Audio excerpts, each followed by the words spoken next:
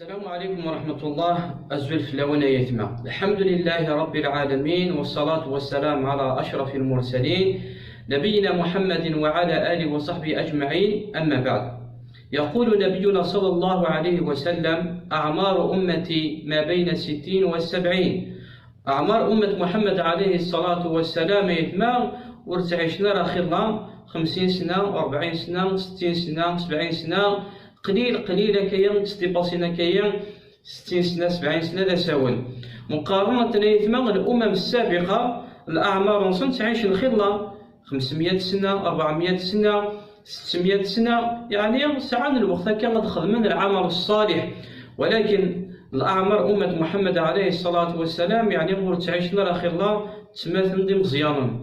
ولهذا غيثمى بفضل الله عز وجل ومنه وكرمه أنه يعوض رب العالمين أمة محمد عليه الصلاة والسلام أنه يباركسن بالأعمار نصن سكران المواسم ميلا طعن رب العالمين زي سنت أسن دباك رب العالمين الحسنات الثواب الأجر أمكن عيشن يعني خلا.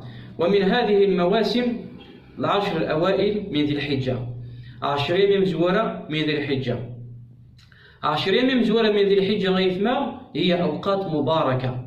يقول رب العالمين زيسن بالقرآن الكريم فقال: والفجر وليالي العشر. فرب العالمين ما يقول في الحجة الدليل على أنه سعى العظمة سعى المكانة سعى الشان ورب العالمين جل جلاله. والمقصود وليالي العشر كندينا ابن كثير وهو الصحيح أنه 10 مزورة من ذي الحجة.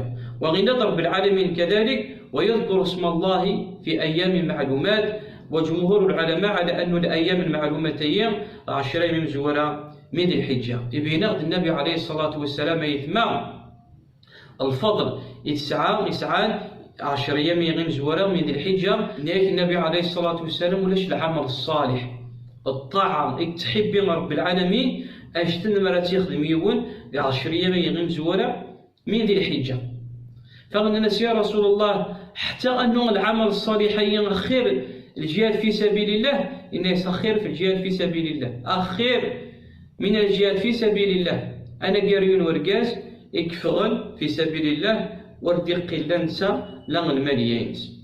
فغيثما 10 مزورة من ذي الحجة 10 من دغن الإنسان الذي استغريت ما الأوقات ينس بالعمل الصالح. يستحب فيه العمل الصالح من ذكر، دعاء، صدقة، قراءة القرآن، الصيام. وخاصة يثمى النور رب العالمين يميز 10 مزورة من ذي الحجة يوم قمص يوم عرفة، وهو يوم الحج الأكبر كني صغار، وهو يوم مغفرة الذنوب، يوم العتق من النيران. النبي عليه الصلاة والسلام سئل يتوسق عن صيام يوم عرفة فقال: أحتسب على الله أن يكفر السنة التي قبله والسنة التي بعده.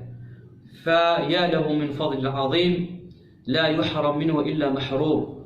أتزوم تسعى عرفة وتحتسب أنه يعفو رب العالمين الذنوب يقعدان للذنوب يدسدون أسقاس يقعدان واسقاس يدسدون ويغيثما للفضل ضم قران يتعوذ رب العالمين زيس أمة محمد عليه الصلاة والسلام.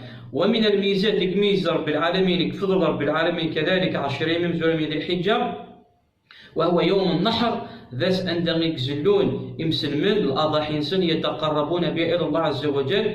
أسني غيثما ذاسك تحبي رب العالمين فسن مرة أكني غيدنا النبي عليه الصلاة والسلام أنه أفضل الأيام يوم النحر.